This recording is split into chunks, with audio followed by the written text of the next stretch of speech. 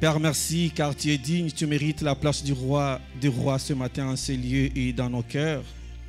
Père, voilà pourquoi nous venons à toi, toi, parole faite chair, toi, le pain de vie, toi, la lumière du monde. Laisse que ta présence, que nous aimons beaucoup, ta présence que nous chérissons beaucoup, nous touche, nous change, nous transforme, nous guide, renouvelle notre intelligence ce matin. Éternel, sans toi, nous ne sommes rien, sans toi, nous sommes perdus. C'est au nom précieux de notre Seigneur Jésus que je prie et nous disons Amen. Nous allons lire notre verset de base aujourd'hui. Nous sommes dans Luc chapitre 10. Nous allons commencer au 38e verset. Est-ce que nous pouvons nous tenir debout par le respect de la parole de Dieu? Nous allons faire la lecture ensemble. Luc chapitre 10, le verset 38. Alléluia. Alléluia. Alléluia.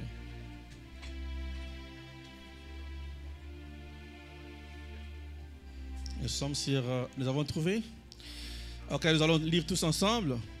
Comme Jésus était en chemin avec ses disciples, il entra dans un village et une femme nommée Marthe les reçut dans sa maison. Elle avait une sœur nommée Marie qui, s'étant assise aux pieds du Seigneur, écoutait sa parole. 40. Marthe, occupée à divers soins domestiques, survint et dit: Seigneur, cela ne te fait-il rien que ma sœur me laisse seule pour servir? Dis-lui donc de m'aider. Le Seigneur lui dit: Marthe, Marthe, tu t'inquiètes et tu t'agites pour beaucoup de choses. 42. Une seule chose est nécessaire. Marie a choisi la bonne part qui ne lui sera point ôtée. Parole du Seigneur. Est-ce que nous pouvons reprendre nos places? Une bonne part que personne ne peut t'ôter.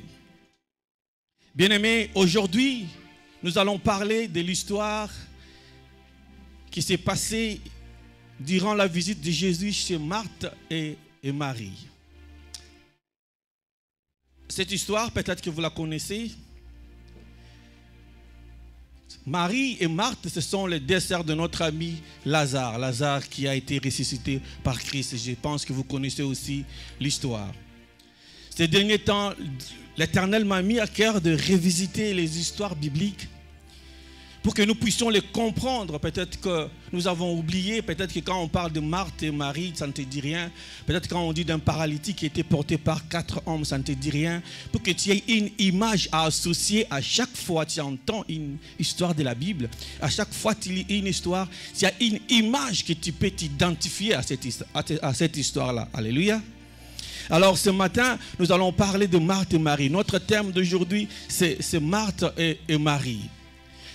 Est-ce que tu peux demander à celui qui est à gauche, à ta droite, Marthe et Marie, ça te dit quelque chose? Et est-ce qu'il t'a répondu? Reposez la question, Marthe et Marie, ça te dit quelque chose? Qui a reçu une réponse qui peut nous dire ce que son voisin a dit? Maman Olivia? Ok. Il y a eu un non. Est-ce qu'il y a une autre réponse? Samuel? Il y a eu un oui? Bravo. Donc nous avons un oui et un non. Donc le message a lieu d'être prêché. Alléluia. Est-ce que nous pouvons encore acclamer pour nous-mêmes pour démarrer maintenant? Alors dis à ton voisin de prendre la bonne place, de s'asseoir tranquillement parce que nous voulons démarrer. Alléluia. Nous voulons démarrer avec l'histoire de Marthe et Marie. Marthe et Marie, ce sont des sœurs, comme nous avons dit, de Lazare, qui, un jour, elles ont reçu Jésus chez eux à la maison. Mais la Bible nous dit que, bizarrement, ces deux sœurs ont choisi de jouer des rôles différents sans se consulter. Il n'y a pas eu consultation, Jésus est arrivé, et bizarrement, chacune d'elles a pris une position. Chacune d'elles a pris un rôle à jouer. Alors la Bible nous dit que Marthe, elle s'est occupée à divers soins domestiques. Et Marie, elle s'est assise aux pieds de Christ pour écouter la parole. Donc quelqu'un qui vient chez vous, Marthe qui commence à s'occuper de la cuisine, et Marie qui vient s'asseoir aux pieds de Jésus pour écouter. Et là nous voyons une seule maison, un seul Christ, mais des positions, des sœurs, des rôles différents. Et tu peux te demander comment ça peut arriver. Ça nous arrive, nous tous, d'être dans une même famille, d'être dans une même couple, dans un même mariage, dans un même foyer, dans une même église, dans une même école, vivre les mêmes réalités, mais ne jamais avoir une même position. Alléluia. Il y a quelqu'un qui m'entend? Ça nous arrive d'être dans un même milieu, dans une même maison, vivre les mêmes réalités. Nous avons pris les mêmes déjeuners, souper, tout. Mais devant une situation, nous n'avons pas une même position. Qu'est-ce qui fait que devant une situation, nous ne pouvons pas avoir une même position? Cela est simple à comprendre.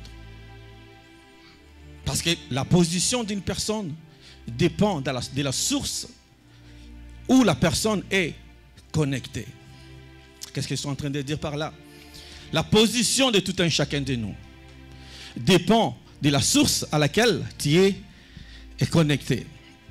Pourquoi je suis en train de dire ça? Parce que de la source, Brian, tu es prêt? Parce que de la source naît une croyance.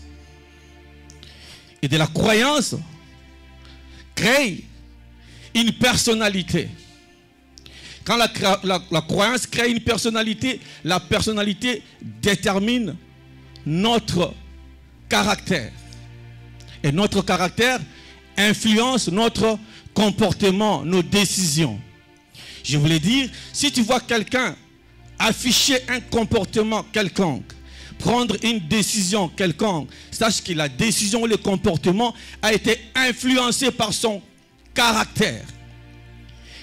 Et son caractère a été déterminé par la personnalité qu'il porte de la croyance qui est en lui. Et cette croyance qui est en lui vient d'une source à laquelle la personne est connectée.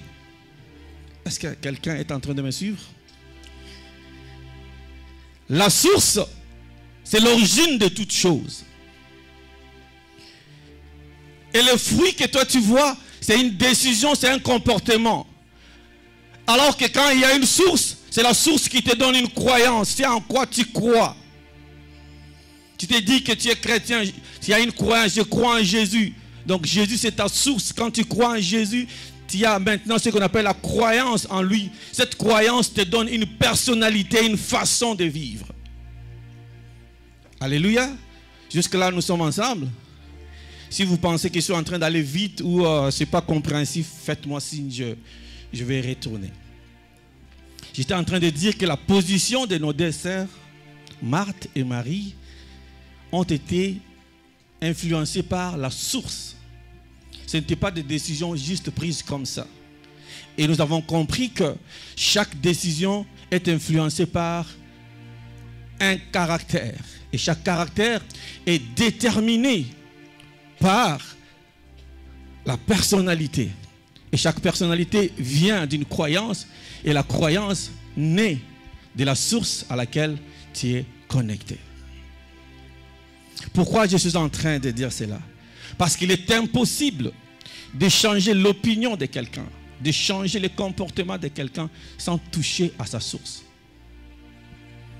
Si tu te bats à changer quelqu'un sans toucher à la source, tu es en train de perdre le temps. Parce que la source continuera toujours à envoyer. Et toi, tu te bats à enlever.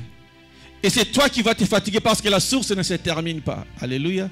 La source va toujours continuer à envoyer, à envoyer.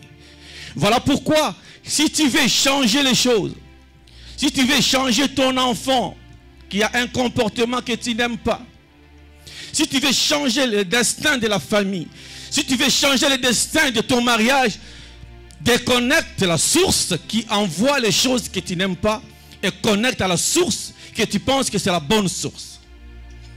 C'est pourquoi nous avons vu ici, la Bible nous dit, Marthe, quand elle a vu qu'elle était beaucoup occupée, elle n'est pas venue dire à Marie, Marie, pourquoi tu ne viens pas m'aider? Parce qu'elle avait compris ces secrets-là. Elle avait compris que Marie, c'est juste une décision. Donc je dois aller à la source. Parce que c'est la source qui fait que Marie soit assise. C'est pourquoi elle vient. Jésus, pourquoi tu ne dis pas, ma soeur? Est-ce que ça te fait du bien? Parce qu'elle avait compris que c'était Jésus la source.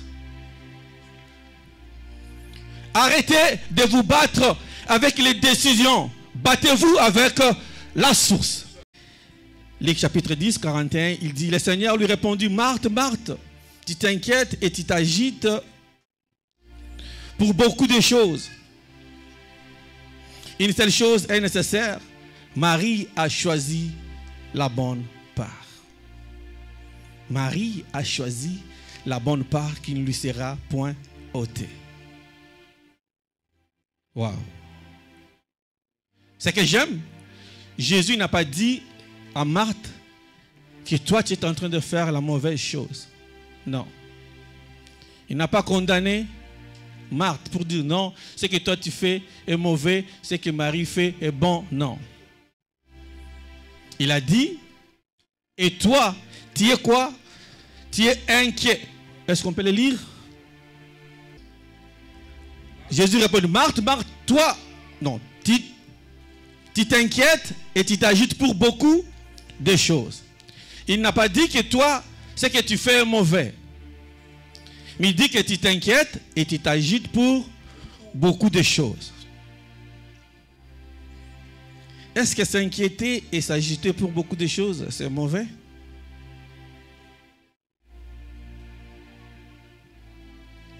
S'inquiéter et s'agiter pour beaucoup de choses, est-ce mauvais? Voilà pourquoi on dit l'inquiétude montre l'incertitude, montre qu'il y a un souci. L'agitation montre que tu n'as pas la maîtrise de ce que tu fais. Quand quelqu'un est agité, il n'a pas la maîtrise de ce qu'il fait.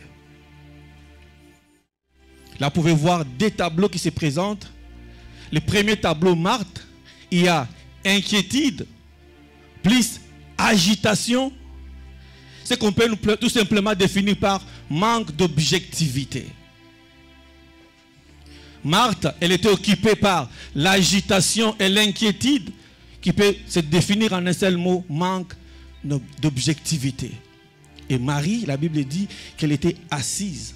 La position assise et écoutée, ça montre la concentration. Quelqu'un qui a l'objectivité, qui comprend ce qu'il est en train de faire. Donc on avait deux personnes. La première personne, inquiète et agitée. La deuxième personne, assise et écoutant la parole de Dieu. Est-ce que tu peux dire à ton voisin de gauche et de droite, assis-toi et écoute Jésus?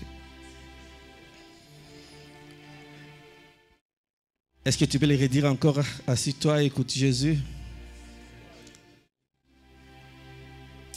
Et ce matin, quelle est ta position à toi? C'est la position de quelqu'un qui est agité, inquiété. Quelqu'un qui est assis écoutant Jésus. Ou quelqu'un qui est debout écoutant Jésus. Ou quelqu'un qui est assis mais n'écoutant pas Jésus. Parce que tu peux être assis mais pas écouter. Ou tu peux écouter tout en étant debout. Mais ici, pourquoi la Bible précise la position assise? Être assis et écouter. C'est comme quelqu'un qui te reçoit dans son bureau. Quand il te reçoit debout, c'est juste par respect, mais il est en train de te dire que ce que tu l'amènes ne l'intéresse pas vraiment. Mais quand quelqu'un te fait asseoir pour te parler, ça montre l'importance, la valeur que la personne accorde à ce que tu es en train de dire.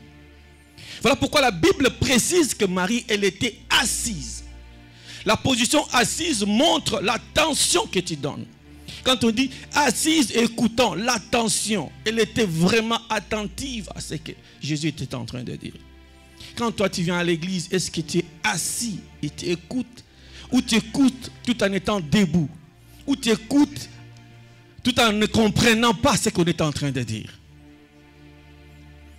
Ce matin, j'aimerais bien que quelqu'un puisse faire l'examen en soi pour comprendre si en Christ il est assis ou il est debout. Alléluia.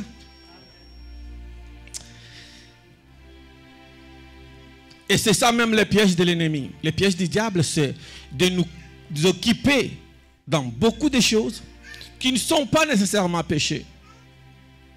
Parce que ce que Marthe était en train de faire, si vous le comprenez, elle était en train de s'occuper du ventre de Jésus. Elle était en train de préparer.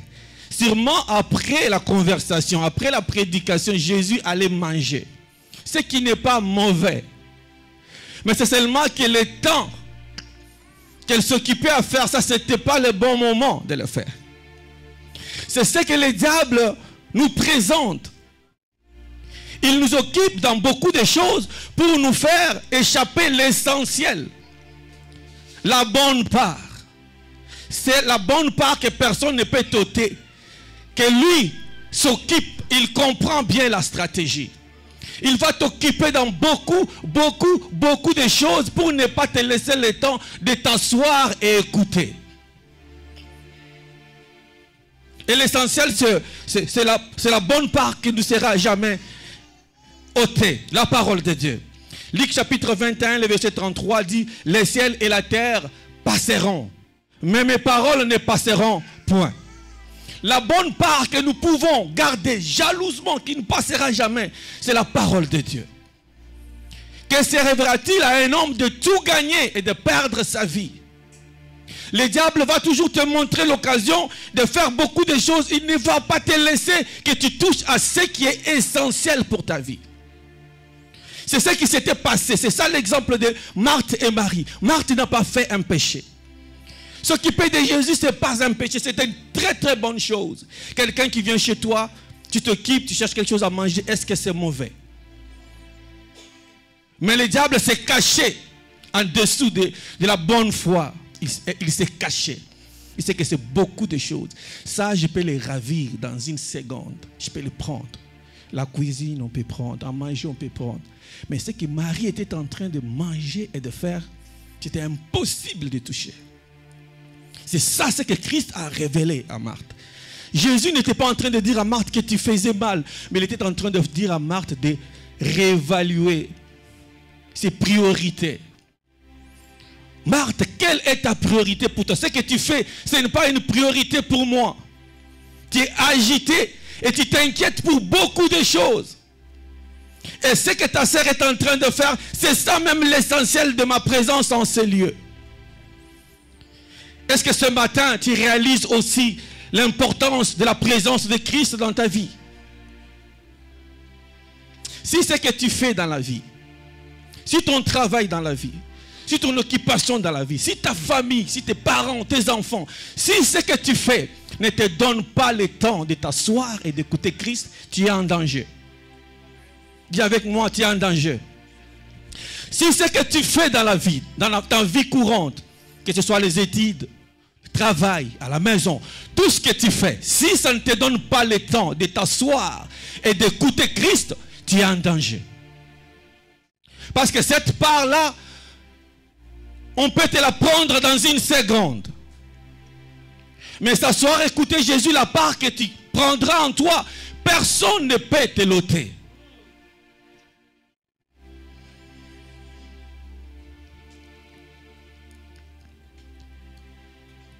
C'est comme beaucoup d'entre nous aujourd'hui, la présence de Christ dans leur maison ne dit rien. La présence de Christ dans nos familles ne dit rien.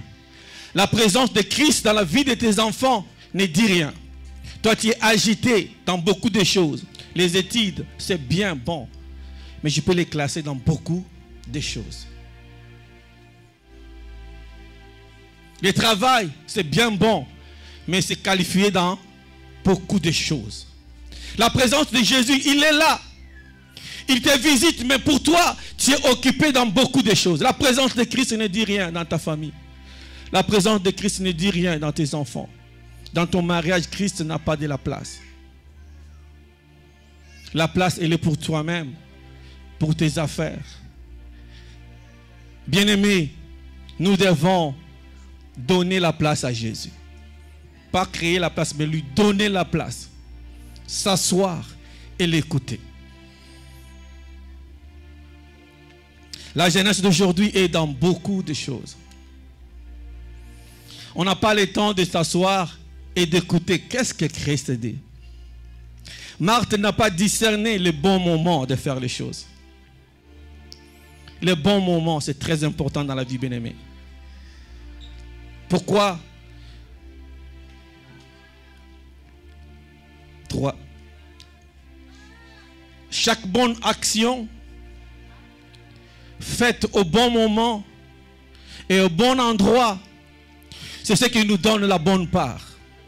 La bonne part doit être une action qui est faite au bon moment et au bon endroit. Pourquoi je suis en train de dire ça?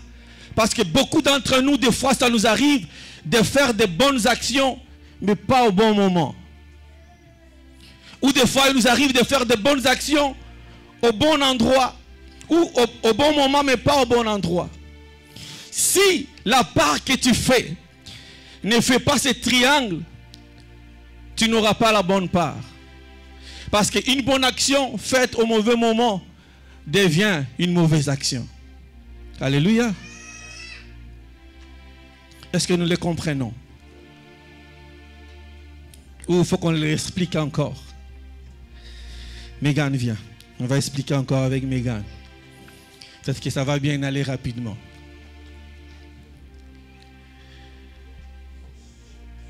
Megan vient ici. Megan, elle se réveille le matin. La bonne action, c'est d'aller au travail. Bonne action. Ton travail se trouve où? Son travail se trouve au centre-ville. C'est l'endroit où elle doit aller. Elle commence à quelle heure le travail? 8 heures.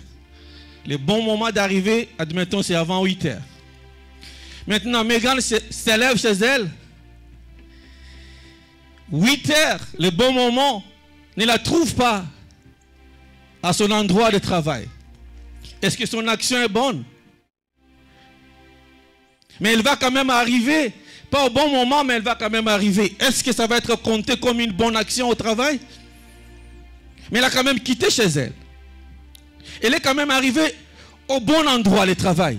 Mais le moment n'était pas bon. Alléluia. Est-ce que quelqu'un me suit? On peut encore le faire. Une bonne action, elle se réveille le matin, elle doit encore aller au travail. Mais il est 8 heures, elle s'est trompée avec son GPS, elle s'est retrouvée à aller, c'est son travail, admettons, elle travaille chez McDo.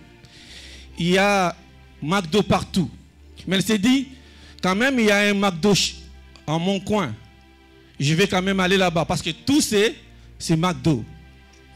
Elle arrive, bonne action, elle arrive au bon moment, 8 heures. Mais le McDo qu'elle est arrivé, quand il arrive, on va dire, toi, tu ne travailles pas ici. Elle est au McDo, c'est la compagnie là où elle travaille. Mais ce n'est pas la boîte où elle est engagée, ou là où elle doit travailler. Bien aimé, le monde physique, où ce que nous vivons, c'est ce qui se fait aussi spirituellement. Merci beaucoup, Megan. Quand je suis en train de dire ça, je vois le paralytique de Bethesda. La Bible dit que le paralytique de Bethesda, il fallait que l'ange passe pour bouger les eaux. Et à chaque fois que l'ange bougeait les eaux, la première personne qui rentrait était guérie. Donc, faire la bonne action était le bon moment. Quand on bouge les eaux, l'endroit c'est la piscine, la bonne action c'est rentrer. Donc, tu peux rentrer dans la piscine, qui est le bon endroit. Mais si tu ne rentres pas au bon moment, tu n'es pas guéri.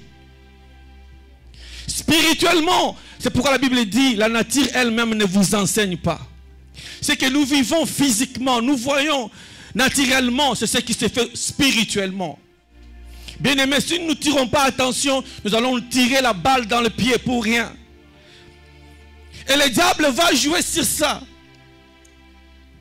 À chaque fois que tu veux faire une bonne action pour Jésus, tu te retrouves que tu ne le fais pas au bon moment. Quand Jésus t'attend de prier, toi tu ne pries pas, tu regardes un film. Quand Jésus t'attend de chanter à la chorale. Toi, tu n'es pas à la chorale, choriste que tu es. Toi, tu es à autre chose. Ce qui n'est pas aussi mauvais. Mais le problème, c'est que la bonne action que tu dois faire, la bonne part que tu dois faire, est-ce que tu es au bon moment et au bon endroit? Ou l'un d'eux a un problème. Si l'un d'eux a un problème, ça tombe. C'est ça le piège de l'ennemi. Il va travailler sur ça. À chaque fois tu veux servir Dieu. À chaque fois tu te dis que tu es enfant de Dieu. Mais dans ta tête, tout ce que je fais, est-ce que c'est le bon moment? Est-ce que je suis au bon endroit? Parce que tu risques de te jeter dans la piscine, mais pas au bon moment. Quelqu'un d'autre était déjà rentré. Tu es quand même tombé, tu t'es quand même mouillé, mais tu n'auras pas la guérison. Tu es quand même venu à l'église, tu as chanté pour nous, tu as servi au protocole, mais la bénédiction attachée à ce service-là, tu ne l'as pas. Parce que ce que tu as fait n'a pas respecté les triangles. Alléluia. Il y a des choses que nous faisons qui ne sont pas péchés, mais qui nous empêchent à toucher à la bonne part, parce que nous ne comprenons pas. La Bible dit que le diable, il est malin. C'est lui qui est malin. Il fait comment? Quel est le terme? Il est risé. Il bouge avec les lignes. Il sait que si tu te prends juste ce puzzle, un puzzle, tu ne pourras pas faire le tout. Quelque chose va te manquer. Alléluia. Nous avons aussi un bon exemple de Moïse. La Bible nous dit que Moïse était en train de paître le troupeau de son beau-père Jéthro. Moïse se trouve dans le désert, il entend un bruit. Un arbre est en train de se consumer, une flamme. Il dit, je vais me retourner et voir qu'est-ce qui est en train de se faire. Là, nous pouvons dire quoi? L'endroit était bon ou mauvais? L'endroit était bon, pourquoi? Il n'était pas encore en Égypte. Le buisson n'est pas apparu en Égypte, mais dans le désert. Et ce qui est bizarre, c'est qu'il était en train de paître les troupeaux. C'est-à-dire que tu es en train de faire ton travail. Parce que quand on parle de troupeaux, de paître les troupeaux, nous pensons, nous ne comprenons pas actuellement. C'est comme toi, tu es en train de faire ton travail. Mais tu entends la voix de Dieu qui te dit à faire quelque chose. Moïse a risqué. Il a laissé le troupeau parce qu'il a dit, il s'est tourné pour voir qu'est-ce qui s'est passé. Ce qui veut tout simplement dire qu'il avait laissé l'occupation qu'il était en train de faire. Les bêtes, si c'est les chèvres ou les moutons, pouvaient aussi s'en aller. Le temps qu'il était concentré à voir qu'est-ce qui s'est passé avec le feu, avec la flamme, avec l'arbre, les moutons pouvaient partir aussi. Il pouvait rentrer le soir chez son beau-père, on lui dit où sont les troupeaux, il dit c'est perdu. Est-ce que toi tu as aussi l'effort là, ou tu as aussi la capacité là de laisser ce qui est vital pour toi, ton travail, pour comprendre ou répondre à l'appel de Jésus? Parce que là, Moïse a abandonné ce qui était important pour lui, son travail, pour répondre à l'appel, à la vision. Parce que c'est à partir de cette vision qu'il a sauvé le peuple d'Israël. C'est à partir de cette vision que le peuple d'Israël a quitté l'Égypte vers la terre promise. Bien-aimés, est-ce que nous sommes attentifs à l'appel de Dieu? Est-ce que nous sommes attentifs à chaque fois la bonne part nous réclame? Ou nous sommes focalisés dans tout ce qui est bon, mais qui n'est pas essentiel pour nous? Parce que c'est là le piège de l'ennemi. Il va te mettre dans l'essentiel, mais qui n'est pas la bonne part. Alléluia. S'asseoir et écouter, c'est très important pour toi et pour moi, bien-aimé. S'asseoir et écouter, ce n'est pas venir à l'église, mais plutôt tirer sa source en Jésus. C'est-à-dire tout ce que tu fais doit avoir comme soubassement Jésus. Tout ce que tu fais doit passer sur le filtre de Jésus. Tout ce que tu fais doit passer sous les lunettes de Jésus. Tu ne peux pas faire quelque chose sans tamiser, dire, est-ce que ça va passer avec Jésus? Si ça passe avec Jésus, je suis d'accord. Si ça ne passe pas avec Jésus, je ne suis pas d'accord. C'est ça, choisir la bonne part. Et ce matin, Christ te dit, arrête-toi et écoute-moi. Je suis plus important que tout ce que tu fais. Christ est plus important que tout ce que nous faisons. Arrête-toi. Écoute-les. Arrête-toi et écoute-les. Un petit message pour nous qui sommes ouvriers. Bien-aimé, ton identité ne dépend pas de ce que tu fais pour Dieu. Je pense que je peux choquer, mais je les reprends. Ton identité ne dépend pas de ce que tu fais pour Dieu. Parce que tu peux servir Dieu sans Dieu. Ton identité dépend de ce que Dieu est pour toi. Si Dieu est ton Père, c'est ça ton identité. Ton identité ne dépend pas de ce que tu fais à l'église. La Bible nous dit qu'au dernier jour, la Bible dit, il y aura ce que Jésus va dire, je ne t'ai jamais connu. Et ils diront, nous t'avons servi, nous avons chassé les démons, nous avons fait ça, ça. Il dit, je ne vous ai jamais connu. Ça peut nous arriver de servir sans Dieu. Tu as un talent, tu sais bien chanter, tu viens à l'église, tu commences à chanter. Tu sers Dieu, mais tu n'as pas Dieu. Tu viens, tu te tiens au protocole, tu sers, oui, tu sers Dieu. Est-ce que tu as une vie? Tu t'assois, tu l'écoutes. Si tu n'as pas cette vie-là, ça seulement que tu es en train de servir, mais tu n'as pas Dieu.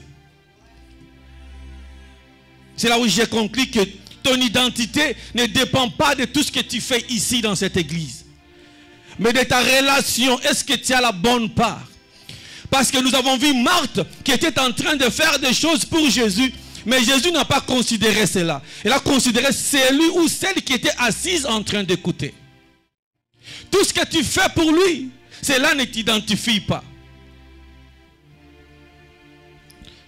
Je ne le dis pas pour te décourager, pour ne pas servir, mais je te dis juste d'ajouter l'essentiel à ton service pour Jésus.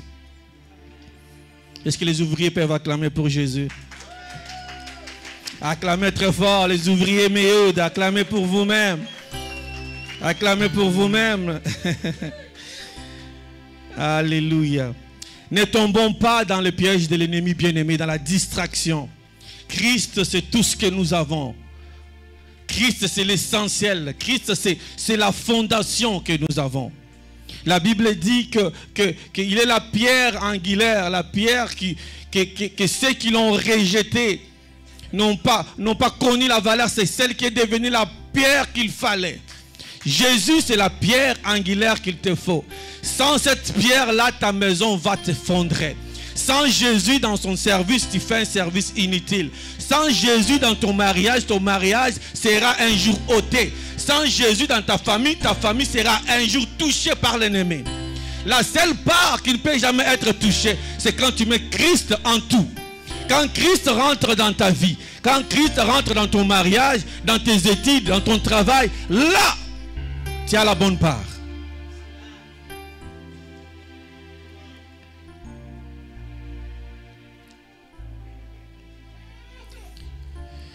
Bien-aimés, nous avons vu Marthe et Marie qui ont reçu le même Jésus.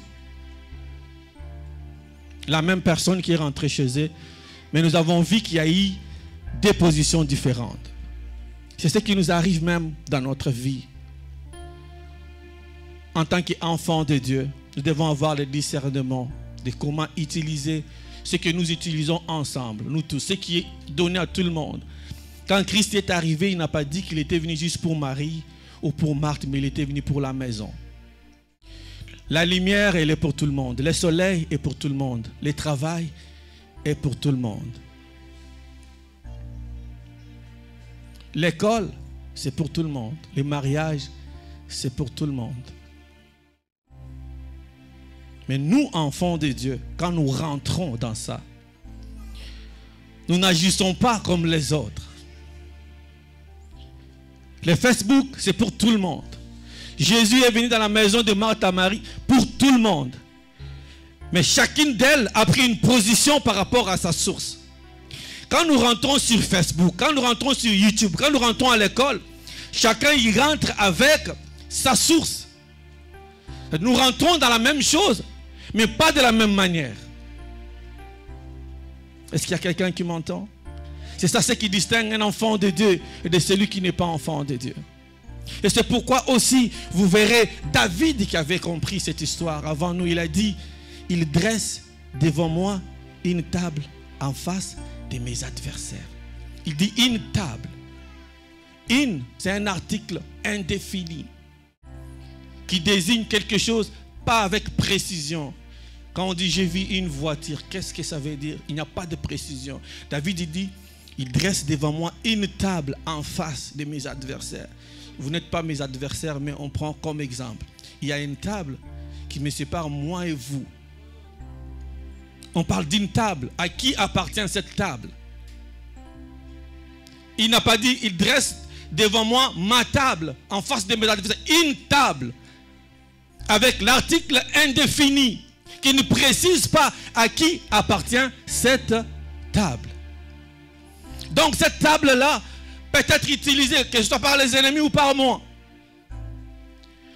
C'est ça qui veut dire, nous pouvons avoir tous les mêmes opportunités. Et avec les païens, avec les chrétiens, nous avons tous les mêmes opportunités. Mais il y a un moment où la différence va rentrer. Parce que quand il continue, il dit, il loin d'huile ma tête. Là, il précise. Il ne dit pas, il loin d'huile la tête. Il loin d'huile ma tête à moi. Nous pouvons partager la même table. Mais l'onction, c'est sur ma tête qu'il y en a. Ce n'est pas sur la tête de tout le monde. L'onction, c'est celle qui crée la différence par notre façon d'utiliser toutes choses. Nous pouvons tous aller sur Facebook, mais moi, comme j'ai l'onction, je ne vais pas chercher les choses comme toi tu les cherches.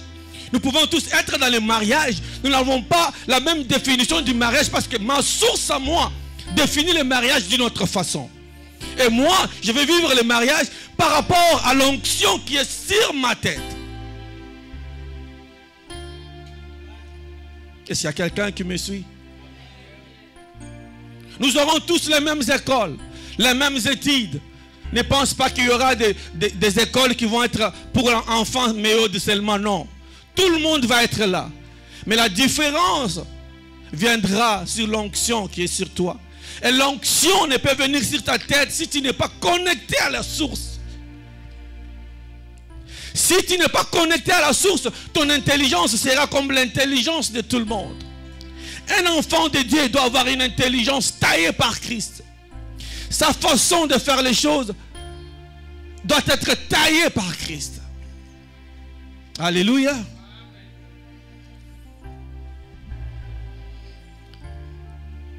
Il loin d'huile ma tête et ma coupe déborde. Tout ce que nous pouvons faire, Christ doit être en premier. Il est la bonne part que personne ne peut nous ôter. Ça, vous devez le retenir, bien-aimés. Nous avons un exemple de la bonne part. Le Messie, il s'appelle Job. La Bible nous dit que Job a connu des événements très horrifiques. J'ai dit cela afin que personne vous trompe par des discours séduisants. Tout ce que je suis en train de dire, écoutez ce que la Bible dit. Je l'ai dit pour que personne ne vienne vous tromper avec des discours séduisants.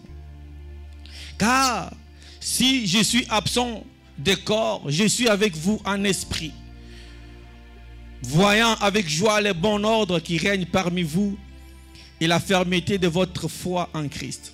Ainsi donc, comme vous avez reçu le Seigneur Jésus-Christ, marchez en lui, étant enraciné et fondé en lui, et affermi par la foi d'après les instructions qui vous ont été données et abondez en action de grâce. Je retiens, marcher en lui, étant enraciné et fondé en lui. Nous devons marcher en Christ, étant enraciné et fondé en lui. Quand nous parlons d'enraciner et fonder, nous voyons les racines. Et les racines nous ramènent à l'arbre quand on parle des racines, nous voyons l'arbre. Amen.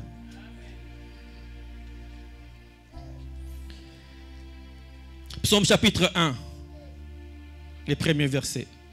Et l'homme qui ne marche pas selon les conseils des méchants, qui ne s'arrête pas sur la voie des pécheurs et qui ne s'assied pas en compagnie de moqueurs, mais qui trouve son plaisir dans la loi de l'Éternel et qui la médite jour et nuit. Il est comme un arbre planté près d'un courant d'eau qui donne son fruit en sa saison et dont le feuillage ne fleurit point. Tout ce qu'il fait lui réussit. Un enfant de Dieu est comparé à un arbre planté. Quand nous voyons l'arbre ici, nous pouvons voir les fruits, tout ce que nous voyons, c'est essentiel, c'est bon. Mais il y a une partie de l'arbre que nous ne voyons pas, mais qui est très essentielle pour l'arbre. Est-ce que quelqu'un me suit? La Bible dit, marchez en Christ et soyez enracinés en lui. Quand on parle d'enraciner, on voit les racines. Et ici, l'arbre que nous voyons, nous ne voyons pas les racines. Souvent, ce que nous voyons de l'extérieur, ce n'est pas ce qui fait la force. Je vous ai parlé de la source. Cet arbre qui vit, qui produit le fruit, a une source. La source, elle est là, les racines. La force de cet arbre, c'est les racines. Si toi, en tant qu'enfant de Dieu, la Bible dit que tout enfant de Dieu est comme un arbre, tes racines doivent être en Christ. Si tes racines ne sont pas en Christ, tu es un arbre déjà mort. Alléluia. Parce que la force de l'arbre, ce n'est pas les troncs ou les branches, mais la force de l'arbre, c'est les racines. Où se trouve ta force à toi? Ta force à toi, c'est en Christ, ou ta force à toi, c'est dans beaucoup de choses? Ta force à toi, c'est dans la part que personne ne peut te prendre, ou ta force à toi, c'est dans beaucoup de choses? L'arbre que nous voyons ici, avant que l'arbre puisse monter en hauteur, il doit d'abord descendre en profondeur. Est-ce qu'il y a quelqu'un qui me suit? C'est-à-dire, avant que l'arbre ne monte en hauteur, il doit d'abord descendre en profondeur. Il doit d'abord s'enraciner. Au fur et à mesure, l'arbre s'enracine, rentre en profondeur. Il est en train aussi de monter en hauteur. Tu ne peux pas monter avec Christ si tu n'as pas le temps de rentrer en profondeur avec Christ. Parce que c'est la profondeur qui appelle l'hauteur. C'est la profondeur qui appelle la force extérieure que nous voyons. Si nous pouvons même ramener cela à l'arche de l'alliance, vous verrez que l'arche de l'alliance, là où il y avait la force, c'était couvert, ça ne se voyait même pas. C'est le parvis qui était ouvert à tout le monde. C'est ce que nous pouvons voir, c'est que nous pouvons nous réjouir avec, mais ce n'est pas ce qui fait la force de l'arbre. Les jours où les vents arriveront dans la vie de cet arbre, pour que l'arbre résiste, il faut que les racines soient là. Si les racines ne sont pas là, l'arbre va tomber. Bien-aimé, si tu es enfant de Dieu et que tu n'es pas enraciné en Christ, les vents, quand ils viendront comme ils étaient venus devant Job, tu vas tomber. Les jours où l'ennemi va te présenter beaucoup de choses, tu vas aller t'agiter dans cela, tu vas aller t'inquiéter parce que tu n'as pas de racines en Christ. C'est ça l'image de Marthe. L'image de Marthe, c'est l'image de l'arbre qui dit, je n'ai pas besoin de racines, je vais vivre par moi-même. Cet arbre peut rester 10 jours, 20 jours, une année, comme s'il vit, mais le jour où le vent va souffler, il va tomber. Parce qu'il avait déjà laissé ses racines. C'est ce que l'image. Ça, nous avons l'image de Marthe. Je peux vivre sans la parole. Je peux vivre sans racines. Mais Marie a dit, moi, je ne peux pas vivre sans racines. Je dois m'enraciner en lui parce que c'est la part qui ne me sera jamais ôtée. Est-ce que tu es un chrétien qui t'occupe du tronc et des feuillages et tu dis que tu n'as pas besoin des racines qui sont Christ.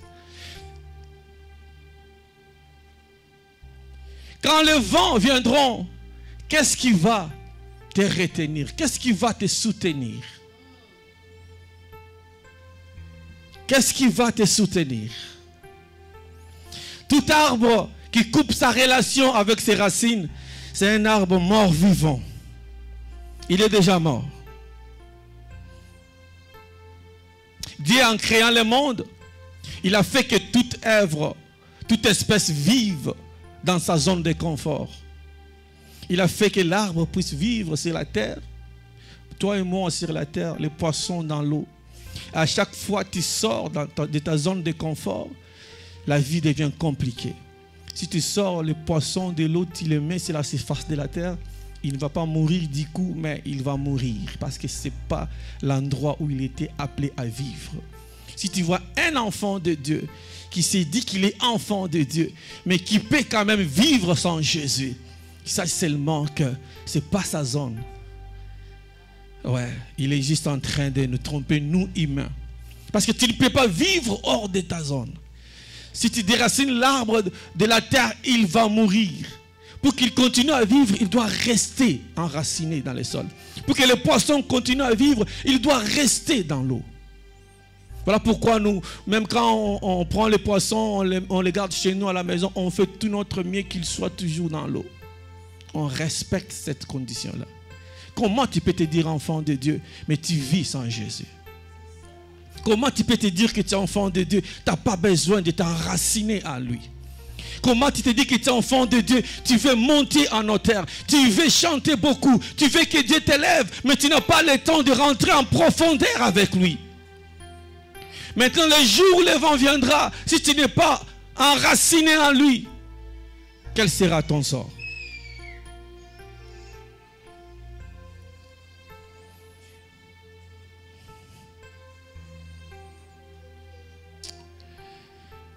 Nous avons dit que les racines aident à supporter les vents, les tempêtes. 7. Je préfère être un arbre courbé, mais qui garde encore ses racines.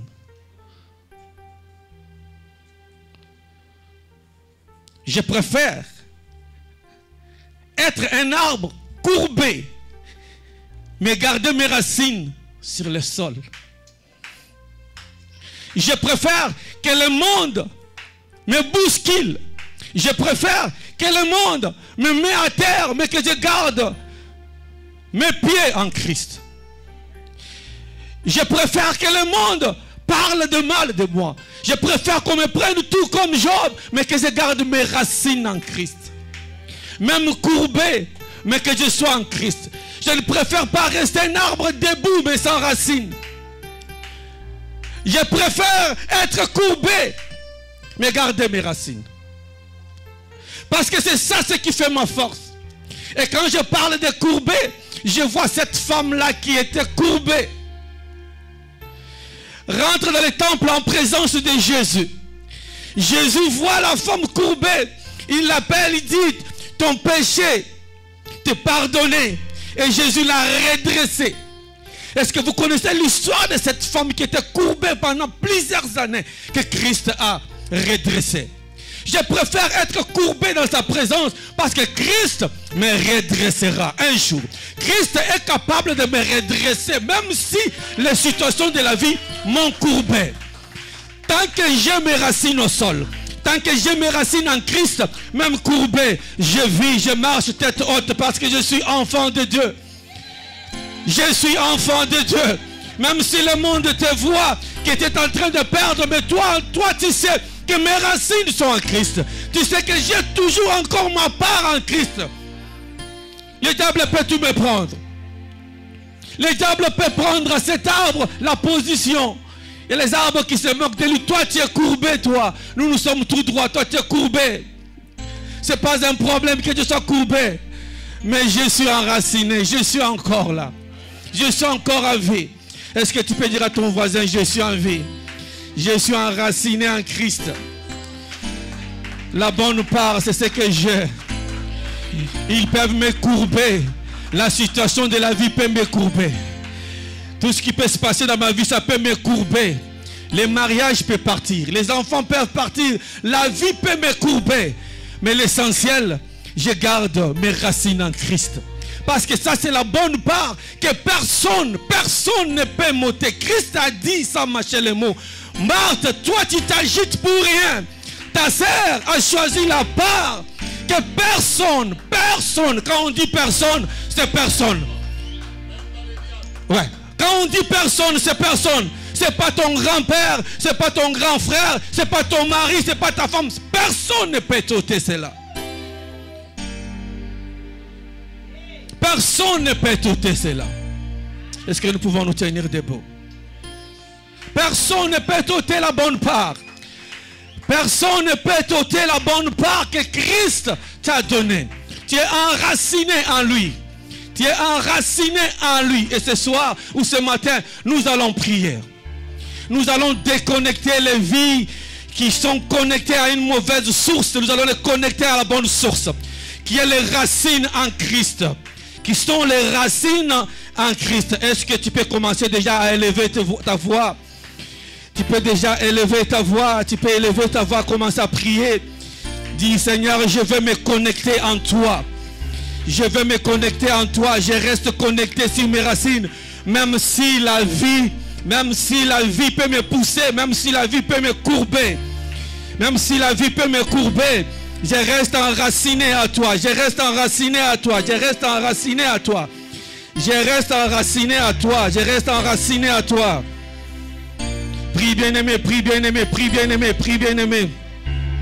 Prie bien-aimé, prie bien-aimé, prie bien-aimé. Prie bien-aimé, prie bien-aimé, prie bien-aimé. Alléluia, alléluia, alléluia. Alléluia, alléluia. Alléluia, alléluia, alléluia. Jésus, Jésus, Jésus, Jésus, Jésus. Jésus.